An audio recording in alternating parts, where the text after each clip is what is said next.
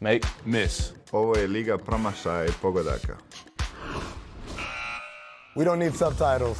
We know what he said. Make, force, Nuggets, Suns. Kelly Oubre goes baseline and packs it.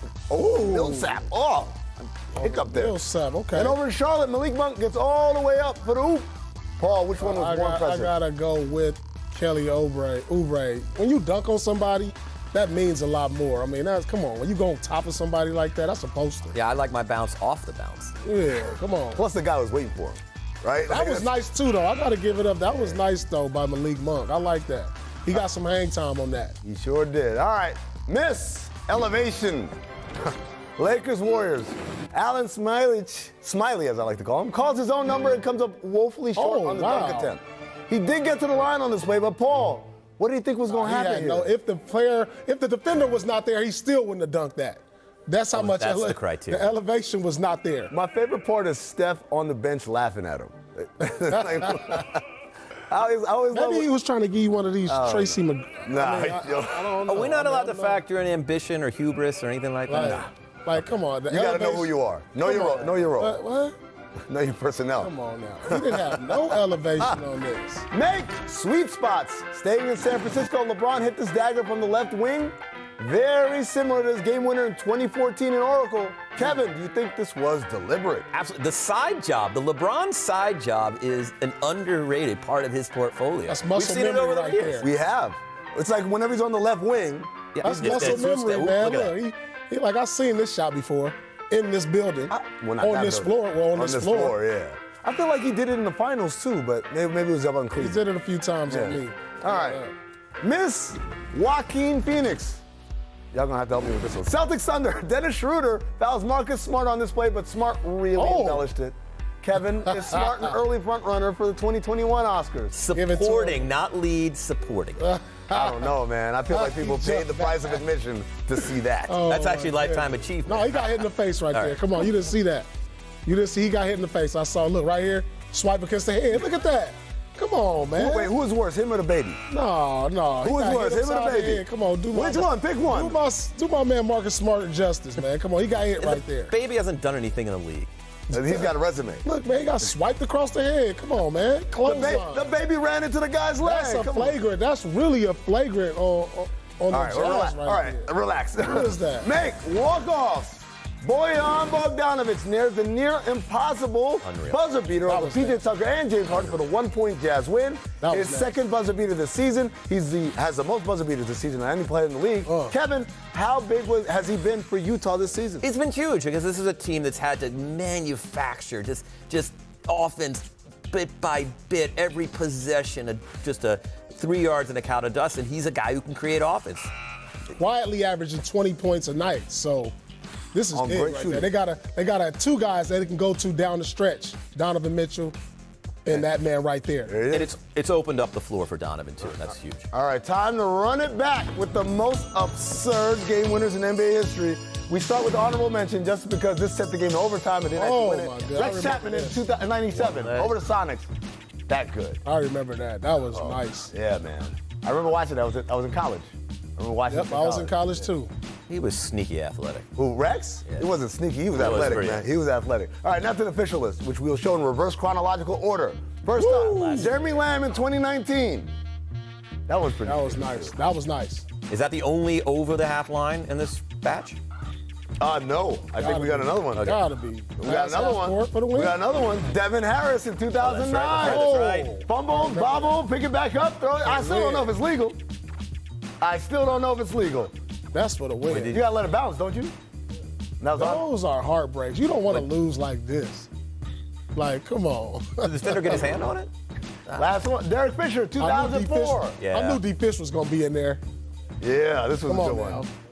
And that was a playoff win. Yes, back when 74 points could get you a playoff win. 74 points in a four-quarter game. And y'all want to say the game was better back then. Shut up. Oh, the defense was better. No, it wasn't. Milt Palacio, this man. Look, we got the steal and throw it, and we was down.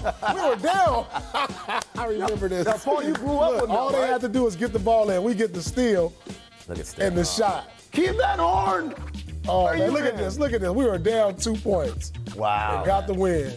That's your boy. You grew up with him, right? That's my man, Mill Philosophy. Idaho Vandal. Sarah's finest. B. Scott, what's up with that suit? I would say. Jeff Malone is the last one, 1984. No It's over in Landover. Yeah.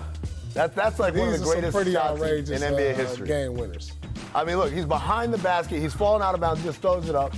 He probably didn't even want to shoot the three. There's no better feeling. His coach wanted him to take a two. No better feeling than a game-winning shot, I'm telling you. No better feeling. You call what? I call game. There it is. Come on now. NBA replay system was a hot topic this weekend. Coaches have been adjusting to the challenge system, but we keep seeing late-game scenarios involving a no call, which means no challenge can be made, and thus no replay can be played.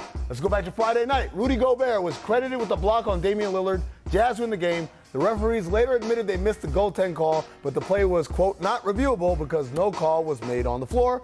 Kevin, how can the NBA fix the replay system? All right, a couple things, and this is a perfect example. What?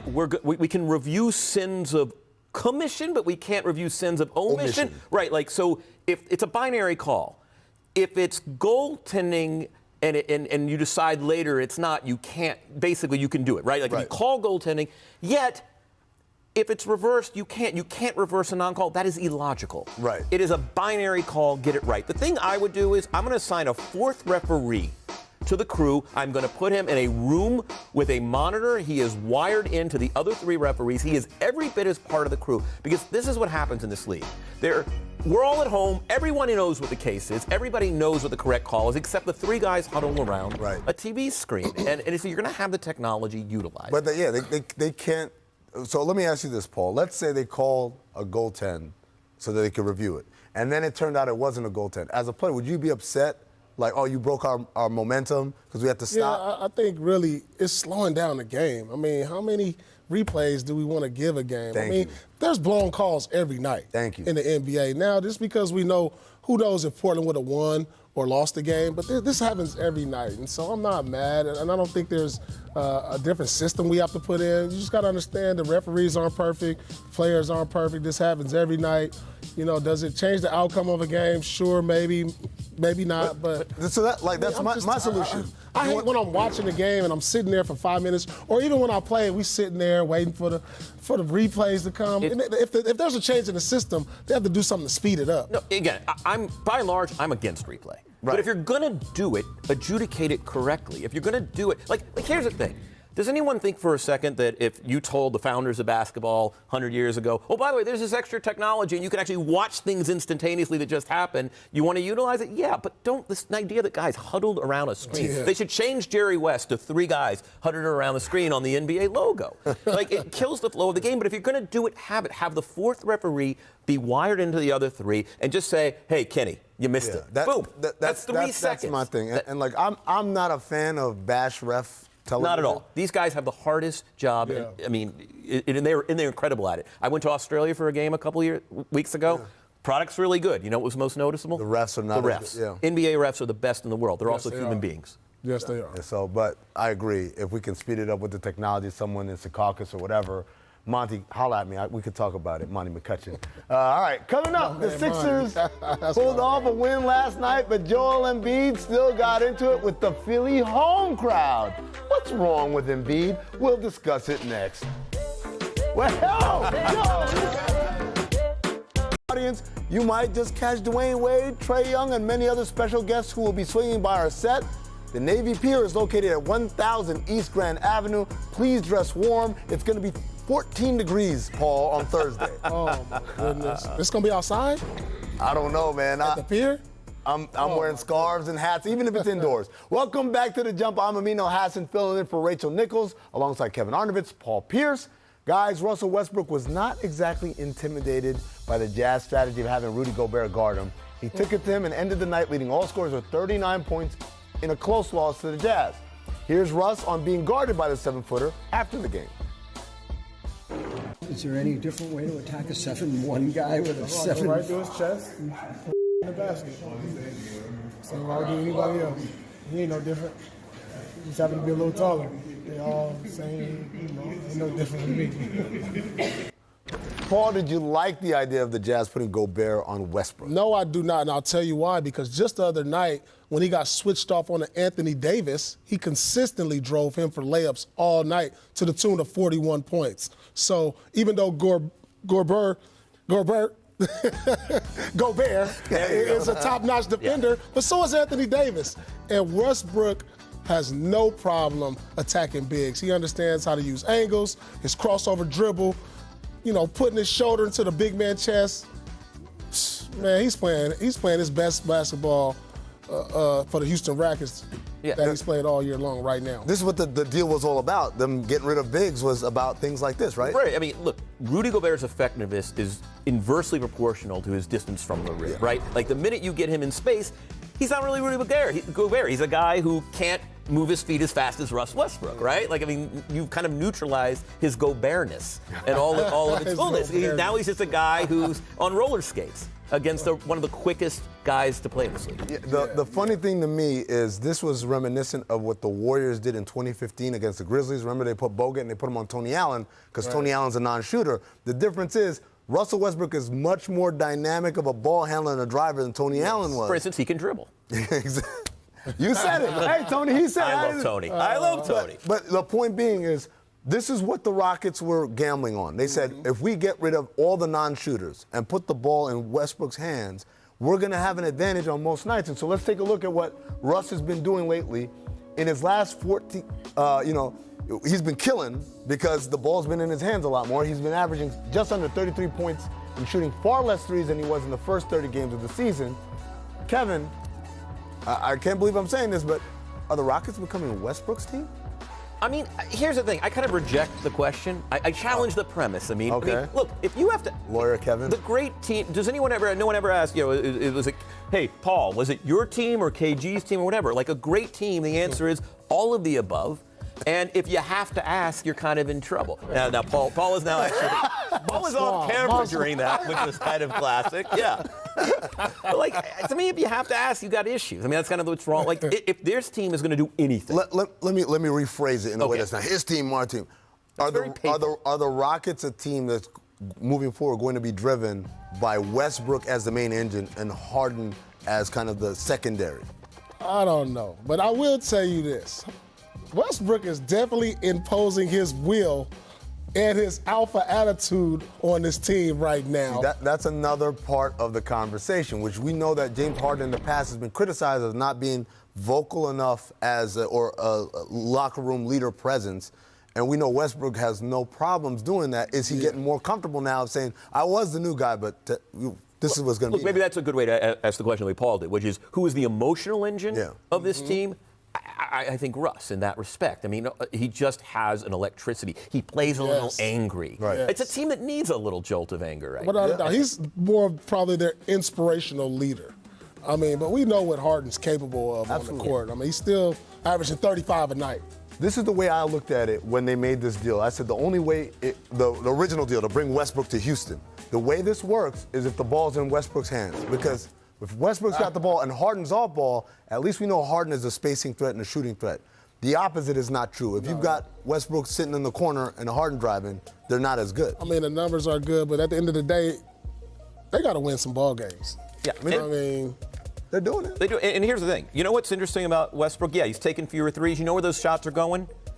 Between less than 5 feet. You get to the rim. Vast majority of his shots since January 1st have occurred within 5 feet of the basket. Spread the court. Huge. And you know what else I like about the ball being in Russ's hands?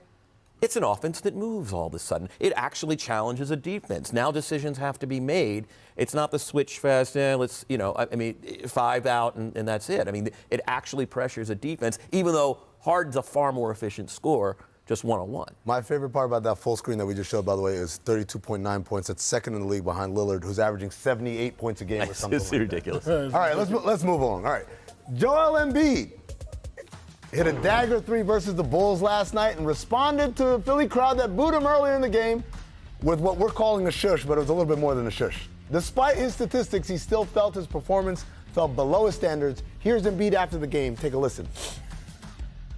I don't care how it looks. I'm just playing basketball and, just getting back to myself, just being a good just playing basketball and just trying to dominate. Thank you.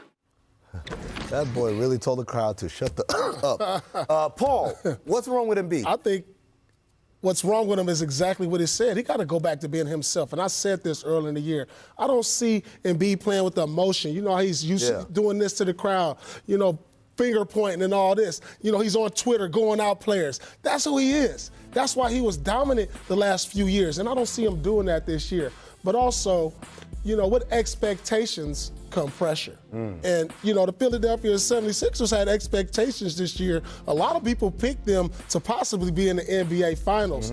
You know, so, you know, now you get to see how players perform with that kind of pressure. Yeah, I mean, I think the problem with Joel Embiid is nothing you can extricate from the problem with the problem with the Philadelphia 76ers, and that is, how are we going to utilize space on an offensive possession? And to me, this is still the fundamental question they haven't answered. Al Horford is a 5 disguised as a 4. And by the way, you're not getting the best of Al if he's out on the perimeter. Ben Simmons is a guy who needs a ton of space on the floor in order to work off the dribble and be the attacker that he actually is. Unfortunately, you have a low post player and a high post player. I mean, it's just, to me, Embiid's problem is not individual. Right. He is an ingredient of a larger, and they still have time, by the way. I mean, the Sixers still have a little time, not as much as they used to, but they have some. It's interesting because on the jump on Saturday with Rachel Nichols and Tracy and RJ, Draymond Green was a guest, and he talked about the Sixers struggling and underachieving this year. You know, you look at Philly, a couple of our guys just went there.